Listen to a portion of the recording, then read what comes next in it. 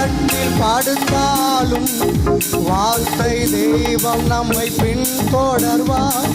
வழி மாறி கீழ் தட்டில் படுத்தாலும் வார்த்தை தெய்வம் நம்மை பின்தொடர்வார். நான் கடலின் அலை நோக்கி குதித்தாலும், நான் கடலின் அலை நோக்கி மீனை கொண்டு மீட்பான் என் தெய்வம்.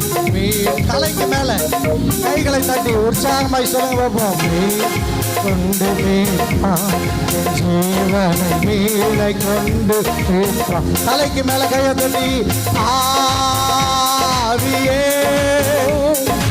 ஆவியே